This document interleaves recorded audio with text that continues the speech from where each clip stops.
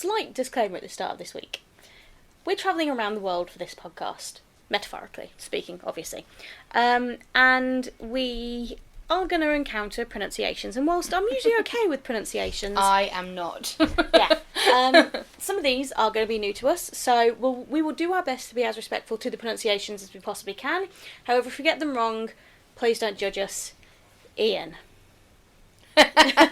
Specifically. But yeah, just please don't judge us, please bear with us, we will do the best we can. Yeah, and if we're doing it wrong, send us a video or whatever of you saying it right, so then we can learn. Yeah, it's the only way we will learn. Yep. So, without further ado, this is a dark cup of Histortea this week. Yes, definitely. And we're branching into folklore. Now, folklore is a global phenomenon. It could be a way to explain natural occurrences in times before better scientific understanding, or have a moral undercurrent to scare or inspire people into socially acceptable behaviour, particularly children. Yeah, some folklore changes from place to place and can be shaped by the land rather than the people telling the story. Yeah, so certain things occur in certain places, then you're more likely to get that sort of folklore there. Some, though, are strangely familiar no matter what country it comes from. One short story of that is of Black Shuck, or the Hellhound. Descriptions vary, but for the majority of the time, Shuck, or however it's named, appears in the guise of a big black dog with glowing red eyes, a growl that will sear your soul, and an open mouth dripping saliva just waiting for a taste. He's not always bad, though. Sometimes he kills, sure. That's kind of bad. Other times he warns, and still other times he's just a happy doggo. Yeah. I mean, I think it'd still be kind of scary. I mean, scary, yes, but I'd probably still pet it. They are often seen alone, though there are records of a few sighted in one place thing called the Wild Hunt, which we'll come back to. And sometimes they do have companions. So, for now, let's have a look at some global stories of man's best bogey beast. So, we're going to start off with the one closest to home for us. Now, this is extremely close to home. Yes, like 10 minutes down the road close to home. Black Shuck. Black Shuck is known throughout East Anglia, and that's the south-eastern part of England that includes Norfolk, Suffolk, Cambridge and part of Essex. Shuck is derived from the Anglo-Saxon word skugga, which means devil or demon. There is a heavy influence in the words, legends and places around here from both Anglo-Saxon and Norse culture, and variations of Shuck can be found in both. Yeah, so he's a big black dog here in East Anglia, and whilst you can't hear his footsteps, his howl can make your blood run cold. Or is it the wind? I mean, a strong gale can sound like a howling dog. It can, and we are on the coast. We are indeed. That's one thing about East Anglia, we are surrounded by coast. Yep. In the town of Stowmarket can be found Clopton Hall, where the ghost of a monk with the head of a hound has been seen guarding gold. This version is pretty harmless. Some others, not so much. Now, in a little town called Bungay, there's a church called St Mary's with a slightly less savoury legend attached. On the 4th of August, 1577, there was a storm raging, and many local people were taking mass and taking shelter from the weather outside, as you would. Mm-hmm. The doors burst open, and in strode a gigantic black hound. It was barely inside the door when it started to move up the church towards the part known as the choir. As it went, there rose a smell of smoke, brimstone and fire. The ground burnt where his paws touched, and most of the congregation were bitten and mauled as he went. When he got to the end of the nave, he came across 2 parishioners on their knees praying, and he wrung their necks, killing them instantly. But he wasn't done. He then vanished from St Mary's and appeared at the Holy Trinity Church in Blythburgh, about 12-15 miles away from Bungay. He again killed, this time a man and a young boy, and then used the storm to bring down the steeple. Scorch marks from his attack can still be seen on the church door to this day, because the people have actually carefully preserved those doors for hundreds of years. Wow. Yep. That must be quite something to see, really. I'm intrigued to go and see them, to be honest. We haven't got far to go. No. In Essex, Shuck wanders along down dark roads, protecting travellers that are out late. He can often be seen here, patrolling graveyards or near the sites of old gallows. Yep. If you see him in Cambridge, he doesn't directly harm you, but instead he appears to warn you about an impending death in the family. I mean, I still wouldn't like that, if I'm honest. Well, no. Now, in Norfolk, Beware when a thick fog rolls in. For the black shuck, here is not so passive as in Cambridge or Essex. When the winds rise and you hear a horrible howl high above the sound of the wind, stay indoors because shuck is about. According to W.A. Dutt, in his book about Norfolk, helpfully entitled Norfolk, he says, to meet him is to be warned that your death will occur before the end of the year. Yeah, when it's that foggy, people are like, it's a shuck fog. Yeah. It's not cool. This version of shuck is said to frequent the coastal roads around Cromer between Hunstanton and King's Lynn, which is where we live, on the North Norfolk coast. He has been linked to the legend of the Odin's hounds, though they were actually two wolves called Jerry and Freaky. Close, Gerry and Frecky. That's why you say it and I don't. But Odin had two wolves and it was linked to it. So you can see the Scandi influence coming in there. Yeah, because East Anglian, definitely. Yeah. Another origin story, which is actually kind of sad. It occurred in Salthouse, a coastal town on the A149, and it happened in 1709. A ship called the Ever Hopeful, ironically, ran aground. The captain and his wolfhound tried to swim to shore, but the currents were too strong and they were both dragged under. When their bodies washed up on the beach, they were said to be clinging to one another still. The dog was buried on the beach, and the body of the captain lies in an unmarked grave in the cemetery of Salthouse Church. Separated from his master for eternity, the spectre of a big black wolfhound prowls the coastal roads between Salthouse and Clay, searching for the body of his beloved owner, driven mad with grief. Nobody caught in his red-eyed gaze survives. Although if nobody survives, who tells the stories? Yeah. He also sometimes runs around Cromer Hall, where he's spotted by hapless locals. And this story was once told to a writer who was staying at Cromer Hall to recover from a serious illness. He later then went on to write about a giant ghostly hound that was terrorising a family, although he did switch up the names and the places a little bit. That writer was Sir Arthur Conan Doyle, and the story was The Hound of the Baskervilles. Oh, that's about around here? Yeah. Did not know that. That's cool. I mean, it's set, like, Devon way, I think. So, yeah, it's set in a different part of the country, but it was based on the story of the poor, ever-hopeful hound who was driven mad with grief and was trying to find his master's grave. That's cute. Yeah. We had toyed with the idea of driving that road at like 2 o'clock in the morning, hadn't we? At like 3 in the morning. Yeah. And just the road between Hunstanton and King's Lynn, because it's literally only... Hunstanton is about 20 minutes away. About that. So it wouldn't take us that long, and we know which road it is, and we were going to go at night, so it would just be us on the roads. We still might. Still don't know. Before we use lockdown as an excuse, like, it's not essential travel. We can't go down that road now because, we get told off because we don't need to drive right now because of lockdown. Exactly. But that's now not the case. I mean... Hasn't been the case since the 12th of April. We should probably wait for a bit, until it's a little bit lighter out.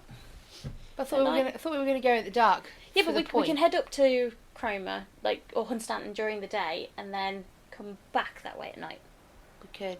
Rather than drive up there, just drive back in one night. But for it to be dark and for us to go to Hunstanton when it's light, we'd have to be there for a long time before it got dark. Because if we went there when it's light at like 10 o'clock at night, there'd be nothing open, so it'd be pointless. This is true.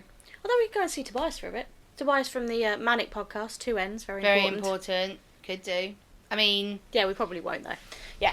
I mean, it's a scary thing, because if we see him, that could mean we're going to die. It could be, or we could just get to pet a big black doggo. We could. I think we should leave Norfolk now, though. That's a lot of black shuck in a very close proximity to where we live. There are a lot of legends in the general area, so for the sake of our sanity and our wanting to live past the end of the year, let's go. So shall we go north? Yes, let's go extremely north now to Scotland and the Hebrides mountain range. Yeah, and that's where you'll find the Coochie, also known as in Irish folklore as the Coochie, but with a slightly different spelling. In Scots Gaelic, it's she, S-I-T-H. In Irish, it's she, S-I-D-H-E. Of course it is. Yeah. Nice and confusing. The one thing with Gaelic or Gaelic that I've noticed is you don't always pronounce all of the syllables. There's about 20 syllables in the word and you only pronounce about 5. Fabulous. Yeah. The name is Gaelic, which is the old Celtic languages of Ireland, Scotland, the Isle of Man, parts of Brittany and Cornwall, and it means fairy dog. Basically, it's a fairy dog. There's a little bit of difference here between this one and Shuck. Okay. This one can grow to be the size of a calf. That's not that big. Depends on the calf. Bigger than your average dog, but... Yeah. But instead of being black, his fur is often very dark green. Okay. Probably a bit hard to tell the difference on a dark night, but Yeah. His eyes are still large and glow, and the tail is long and can sometimes be braided. Oh, that's pretty. Yeah. It can be found in the moorland and highland. Some Chushy can be black, some can even be white with red ears. Yeah. In this folklore, the Kushi is known as a psychopomp, which is basically a folklore spirit or god that's tasked with bringing souls to the underworld or the other realm. Like right. Charon, the ferryman in Greek, or Valkyries in Norse. So basically, they're a psychopomp. They take the souls across. Like the Norfolk Shuck, he howls loudly above the wind, and if you hear him, you have to run for cover before you hear him howl a third time, or the terror it causes will kill you. Oh. He would hunt a victim silently, and then when his prey was close, he would take them in his powerful jaws and carry them off to the fairy realm. So he doesn't technically kill you, he just steals you. Yeah, but a particular favourite victim of his is a nursing woman. If you'd just given birth and were nursing a baby, so breastfeeding, the Chushy would kidnap you and take you back to the fairy realm to make you the nurse of the fairy children. You would never see your home or your child again. Yeah. That's kind of hardcore. Like, ripping you away from your family and a newborn child, yes. From your babe. Yes, very much. So that's Scotland, Ireland. There is another one that Scotland and England share. And being a Harry Potter fan, I was about to you say, will know this. I cannot hear the Grim without thinking of Harry Potter. Yeah.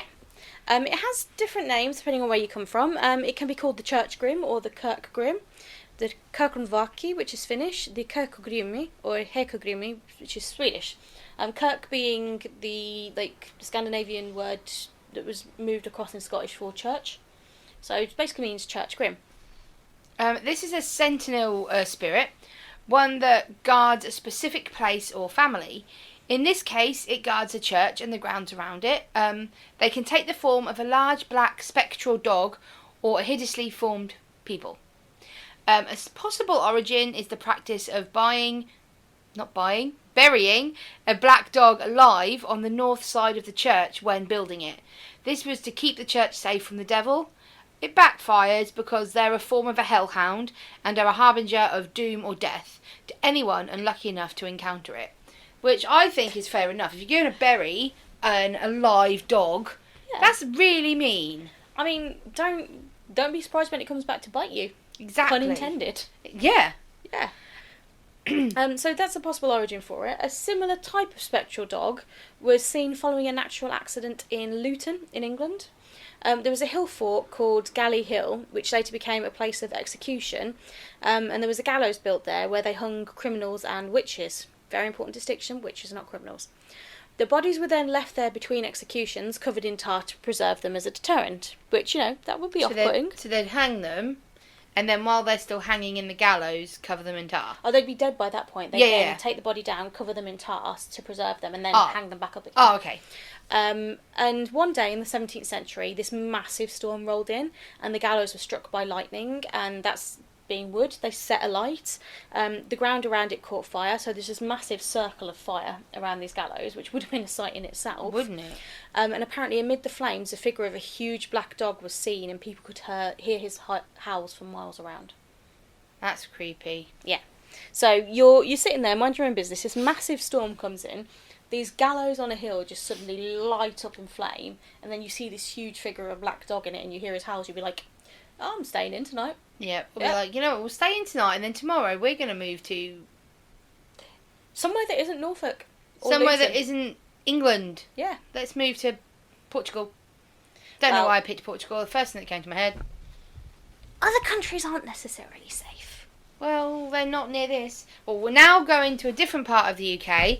One that I am not going to say a single word in because I will unintentionally offend someone. Carrie has a lot better I will try, and I have listened to the pronunciations for this, but we do have a friend that we referenced earlier, Ian, who will tell us if we are wrong. He'll tell us if we're wrong all the time of anything. So, we're going over to Wales. And we're talking about the Cwn Annwn, or the Hounds of Annwn, who are the spectral hounds of the Welsh fairy realm, which is Annwn, and are associated with either Arawn or Gwyn ap Nuth, and who are both listed as kings of Annwn, depending on the Welsh folklore that you read. Right, so we'll break that down. The hounds So, were of a fairy realm. yes, And they were known to be the kings or dogs of the kings? dogs of the kings. Right, okay. So you had these two kings, Arawn and Gwyn ap Nuth, Okay. and they had these hounds. Right. And the hounds belonged to them, and they were kings of the fairy realm, which is called Annwn, which is why they were called Cwn Annwn, which is the dogs of the fairy realm. Cool. They're often spotted hunting through the mountains of Cader Idris, and if you hear their howls, your death won't be far behind. The thing with these hounds, is that the closer they are to you, the less you hear them. If you can hear them howling and snuffling and barking, they're miles away, you're fine. If that gets progressively quieter, they're getting progressively closer. That's creepy AF. Yeah. At that point, when they're silent, you are being stalked by fairy dogs. But you wouldn't even know you're being stalked by fairy dogs because they're quiet. Nope. So what if we're being stalked by fairy dogs right now? I left my dog treats at home. I have some of Dudley's. We'll be fine. I don't know if a little sausage dog treat will be alright for a big, massive Shuck, though. If not, we'll just feed them the sausage dog. Oi! I feed them Ben before I feed them Dudley. To be fair, yeah, we'll feed them Ben, it's fine. God! Right, let's go massively across the pond now, shall we? We're not quite across the pond. We're going to stick in Europe. Yeah, So we're going across some water. Yeah, across the channel. Alright then. Yeah, we're going across the channel. We'll go across the pond later. Okay. Across the channel, we're going to Belgium. Do you like Belgium? I've been to Belgium, yeah. It's a nice place. Good beer, nice chocolate, nice people. Yeah. Also, the home of the Oude Roog Ogen. Which means old red eyes. It's known also as the Beast of Flanders, and it was mostly recorded around the 18th century in Belgium, and the description of it is... A large black dog with fiery red eyes. There we go, we've heard that one before. Yep, so we're travelling to different countries, but it's still really similar. Yeah, which is strange because around these times they wouldn't really have been discussions with other countries to then have the same description. You'd have had some movement. Yeah. But it's when you get to other countries entirely, as in actually like the Americas, where they're pretty young countries considered, like the Americas that we know now. But the natives still had stories of big black dogs that until that point had not interacted massively with other countries. So how did they know? Exactly. There's also the Chien à Chien, which is the Chained hound. Yeah, that's a large black dog that's attached to a long chain that just wanders the fields of Wallonia in southern Belgium overnight. So not only do you see this big dog, it's a big dog just popping along, dragging a chain along behind him. I wouldn't advise picking up the chain, people. No. I'm not in charge. Yeah, words! Yeah, you're that scared of the thought of it, you can't word. No. Then we go to Germany and Czechia, or the Czech Republic, and apparently here it's a bit more religious focused. Okay. The devil himself is reported to appear in the form of a large black dog. An actual devil. The devil in the form of a black dog. And then there's France. Yeah, in France there is a big black dog, which goes back to 856 CE, where one appeared in a closed church. And then as it paced up and down the aisle, searching for something, the church got darker and darker, and then it vanished. Yeah, so literally the church was closed, people were inside, the church was closed, the doors did not open, this dog just appeared. At that point it's like, nope. That's enough to be like, no. Yeah. And then... Oh, yeah, does someone claim this dog? No. No, and then it just vanished. Yep. I don't know if I'd be more freaked out at something appearing or vanishing. If it's appearing, you could probably put that into, I blinked and it's here, or someone must have brought it in. But when you watch something just vanish, your brain can't compute it. No. And then we're going to go over to Lower Brittany. There is a ghost ship that sails around it that is apparently crewed by the souls of former criminals and is guarded by a pack of hellhounds who torture them endlessly. That's nice. Apparently the hellhounds expose them to 1,000 tortures. Cool. That's hot. Oh, I don't know what's what. That was warm. I mean, I get what you... I'm not understood the meaning behind your words. But I didn't understand the words you chose to use. What, you didn't understand that I used the word hot for torches? Torture. 1,000 Oh! tortures. It sounded like you said 1,000 torches. Oh, my bad. No, 1,000 methods of torture. Right. Right. We need to listen back to this afterwards. I just want to see whether or not it does, whether I'm insane or it did sound like you said torches. I mean, in my defence yesterday, I badly bit my tongue whilst chewing some chewing gum, so I have got a little lump on my tongue. It sounded like you said torture. So you wondered why I said that's hot. Did you think I meant like that's hot, that's attractive, watching a man get tortured? I thought you meant like that's really bad, but that your brain just farted and you said hot. No, I thought you said 1,000 tortures, as in like torches, as in fire, sticks on fire. This is going so well. Oh, we genuinely we're trying to make light of it because the idea of seeing Shuck is actually kind of scary. Yeah, but that was a complete boob. Right, now can we go across the pond? Yes, let's quickly move to Latin America. Okay. We've got a number of dogs in Latin America, actually. With words I will not say. We've got the Perro Negro, Nahual, Quejivo, Quepec, and they're from Mexico. Yep.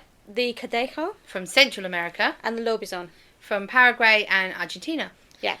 And they are either sorcerers that can shapeshift or are a physical version of the devil. Yeah. I've looked into the Cadejo, and it actually comes in two varieties. There's a white and a black. Okay. And they tend to appear at night to travellers. The white Cadejo usually is the good one, and appears to protect travellers from harm, whereas the black one is usually the evil one, and can sometimes be the incarnation of the devil, and is sent to kill travellers. Oh, that's nice. Though this can switch around depending on the culture the legend is being told by. So sometimes in different cultures, the white one can be the bad one. Okay. But mostly it is white is good, but the black dog is bad. Okay. They can grow up to the size of a cow, and can sometimes be seen with glowing red eyes and cloven hooves instead of paws. Oh. So it's just that moment of something is very wrong with this dog. Is it a dog horse? A dorse? Or a hog? Maybe not hog, it's already a hog, it's a type of pig. Yes. So maybe it should be a shorse. If a Cadejo is killed... That was such a... Shut up, Emily. Let's not talk about pigs. Yeah, we'll talk about ghost pigs in another episode. They're a completely different beast. Literally. If a Cadejo is killed, it will smell awful for a couple of days and then just vanish. Oh. So you don't have to worry about cleanup. That's alright then. You just have to worry about getting close enough to kill it. If you do see one, the appearance brings on a really strong smell of goats. Like if you've ever been in a field with goats, like that musty animal smell, it brings that on. And then if you turn your back to it or you talk to it, you'll go nuts. You'll go crazy. Oh. Yeah. There is a Guatemalan and El Salvador versions. The El Cadejo looks like a dog, but with the mannerisms of a deer, and eats bell-like flowers that only grow on volcanoes. That is very specific. Yeah. I mean, that one doesn't sound so bad, No, this version of the white Cadejo protects people, including drunks, vagabonds, and people who make bad choices. Yeah, that's... I'd I'd like to be protected from some of my bad choices. Yeah, definitely. Can you imagine? Yeah. The black Cadejo doesn't outright kill, though he apparently has blue eyes, and he eats newborn babies, and can be said to be the devil himself. So he has nice blue eyes, but he eats newborn babes. Yeah, I'm not entirely sure if that's better than just killing people outright. No.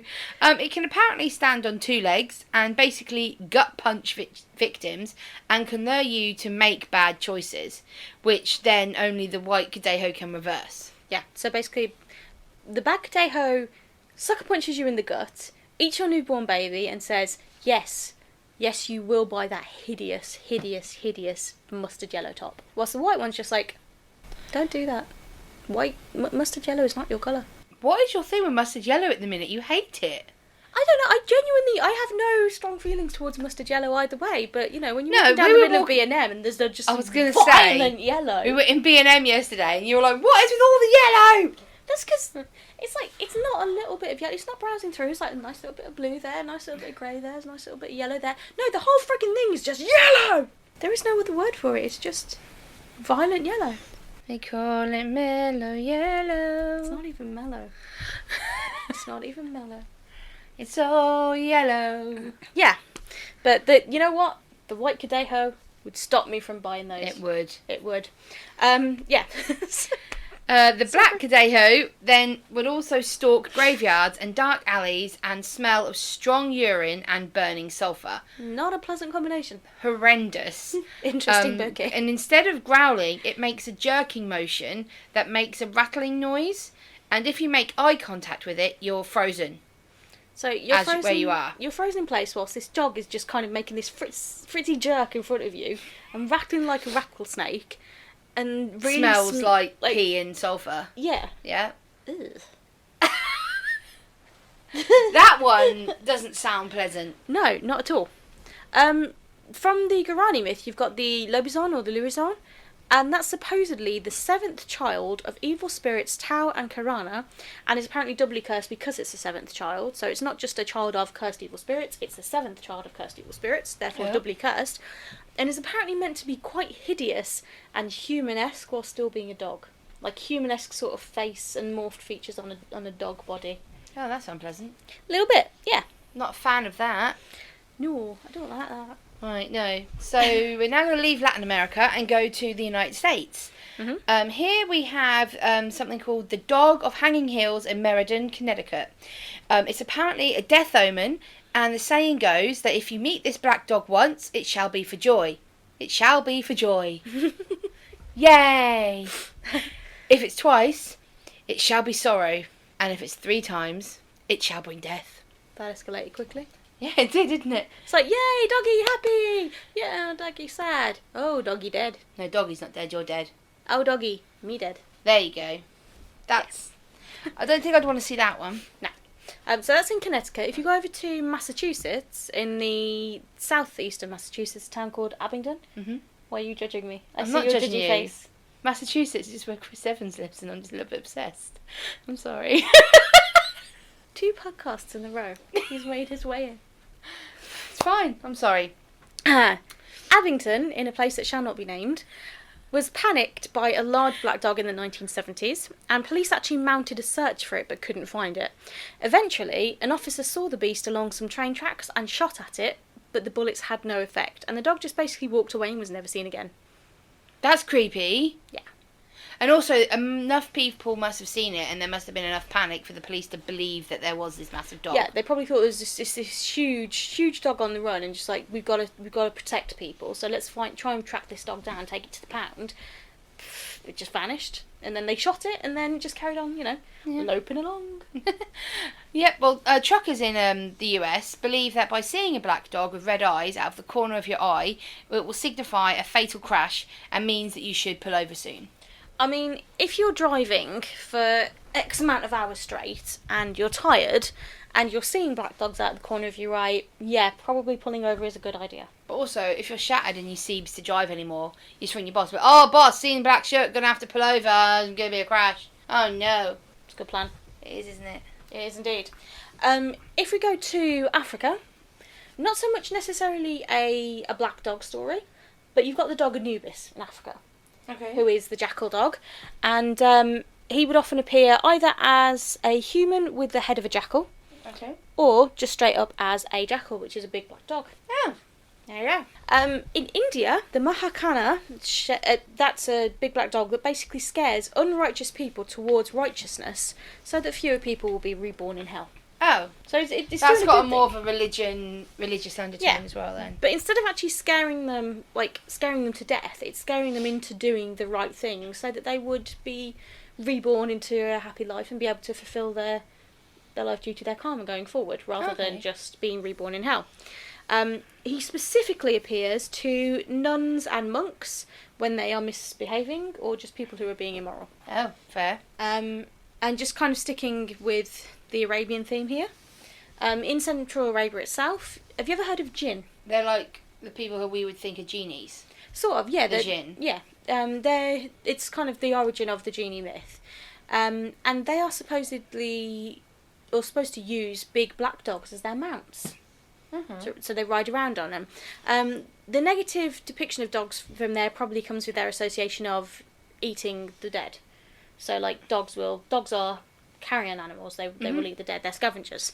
And they dig out graves to get to the dead body. So, jinn have negative connotations as well. They can sometimes roam around graveyards, and they are known to eat corpses.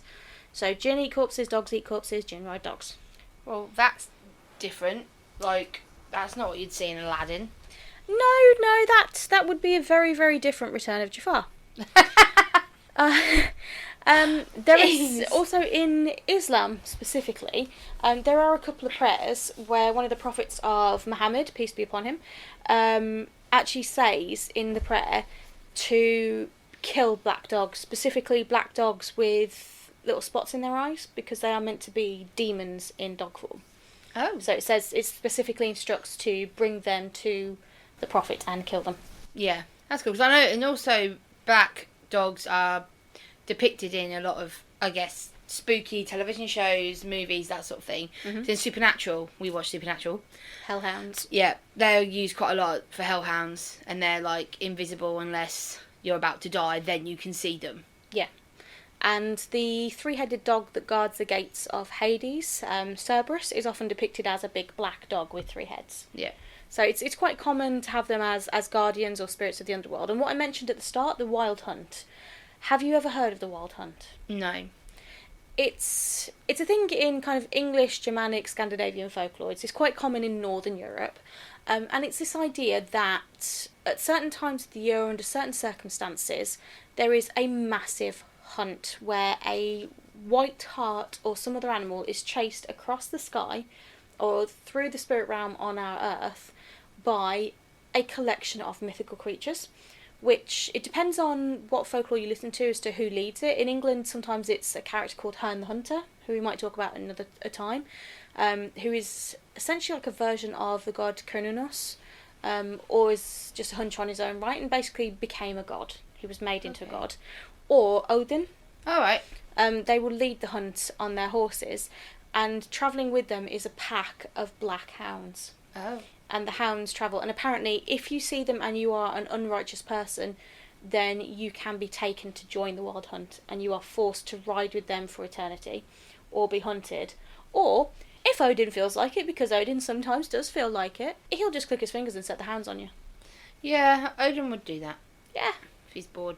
For the lols. So, that is Black Shuck around the world. And to be honest with you, I knew a lot about Black Shuck in the British Isles. I didn't know anything about Black Shuck in America until I started to look into it. No, it's... I mean, we're calling him Shuck just because that's the variation we know. And from, I think, because we live in East Anglia, we can say Shuck.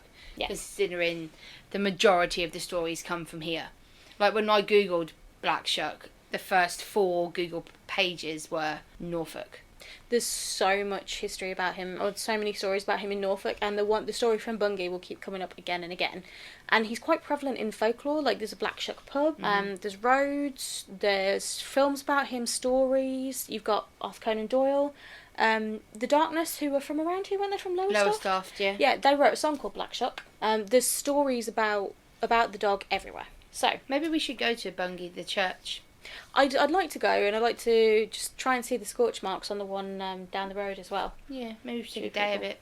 Yeah, just have a Shuck day. Take a day, and we will take along with us the podcast. We can do some live recordings. Also on Instagram at a cup of Histortea. If you follow us on there, if we go to places like this, we normally add pictures and videos and stories from that as well. And very, very recently, we have created a TikTok. We have indeed. Called, it's a Cup of Histortea. Everything on our social is Cup of Histortea. Facebook, Instagram, Twitter, now TikTok. But we're going to put videos of things we talk about, things that we find interesting, and places that we go. So this is probably a first one because it's quite outside. We could do this one. Mm-hmm. And so yeah, keep an eye on all our socials because you may be able to see if you can help us spot this Black Shuck.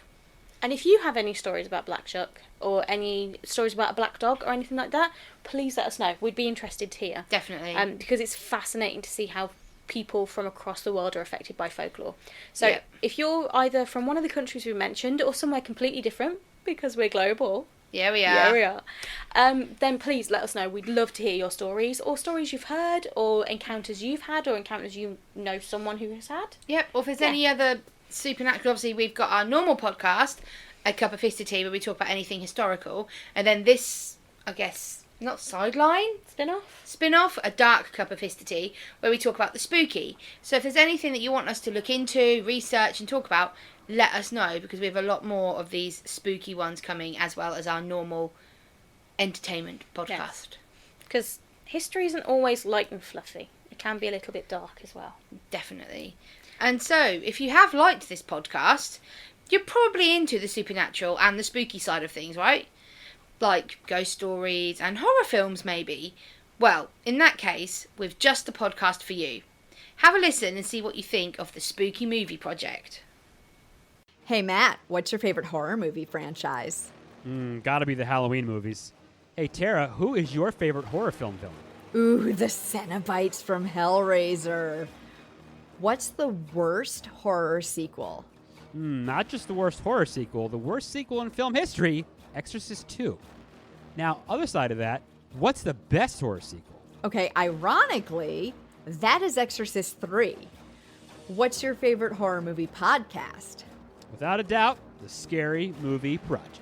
You would say that. Subscribe to the Scary Movie Project wherever you listen to podcasts. And follow us on Facebook and Instagram at The Scary Movie Project. And now back to A Dark Cup of Histortea.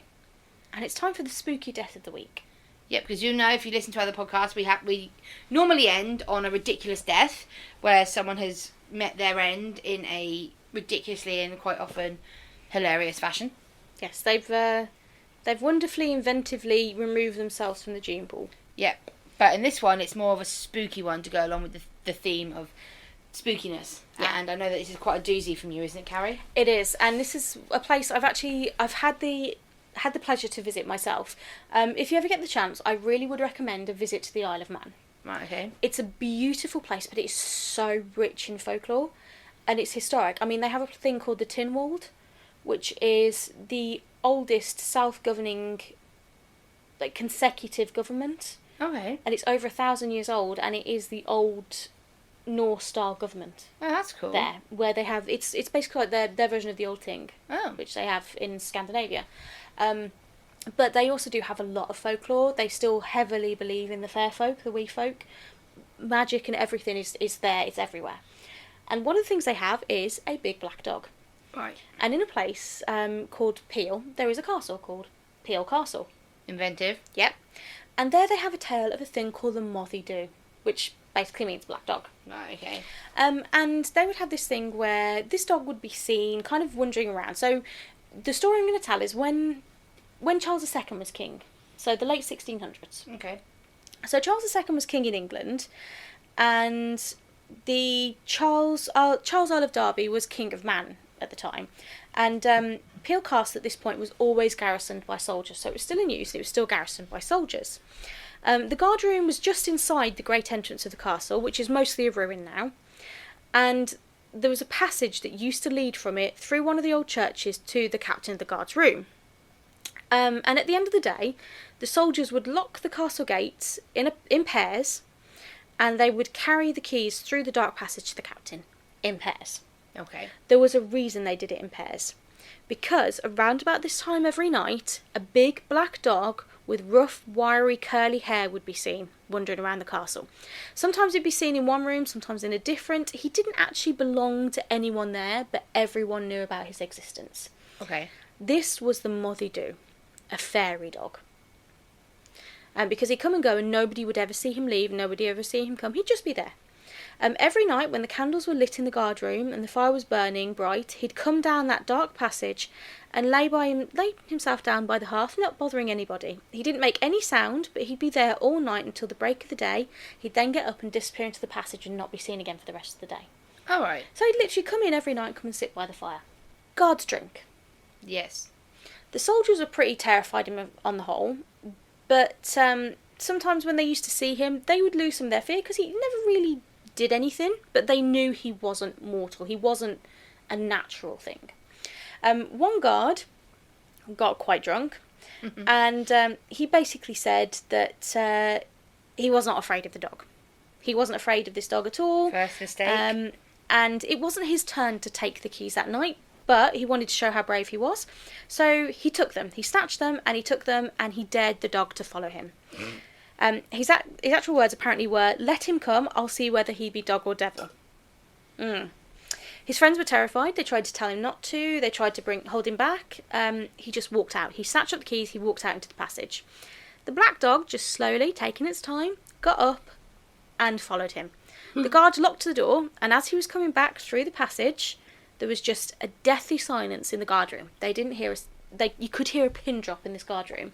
Okay. And then all of a sudden, after a few minutes, they heard the gates lock, they heard the footsteps come back down the passage, and then they heard unearthly screams and howls coming from this dark passage. Nobody dared to move to see what was going on outside. Like, nobody He must have been frozen in fear. Yeah. Jesus. I mean, to hear all these unnatural screams. And then, they heard footsteps. Things just died down. There was absolute silence, and then they heard footsteps. And in walked that guard, white as a sheet, twisted and contorted in fear. He couldn't say a word. He was just speaking gibberish, incoherent. And for 3 days, he just gibbered, and then he died. He died of fear 3 days later. Oh, crap. And the dog vanished and has never been seen since that night. But if you go into Peel Castle, in the area where that passage used to be, they've bricked up the passage now after that night, and the dog was never seen again since they've bricked up the passage. There is a statue made out of metal of the Moddy-Doo. Oh. And they tell the story there over a little speaker, which is kind of scary because it's got a sensor and you're walking through and all of a sudden this voice starts. But anyway, so he challenged the dog. The dog took him up on his challenge, and 3 days later he was dead. Do not piss off the fairy people. Yeah. Don't. I don't. Honestly, rule number 1 of folklore, don't anger the fair folk. Don't do it. It's like, no. And especially if the fair folk have a big black dog that just happens to be perfectly fine, chilling by the fire. He would have been happy doing that. There would have been no problems whatsoever. He might have even helped guard the castle. You never know. They'll never know now. No, one guy got drunk.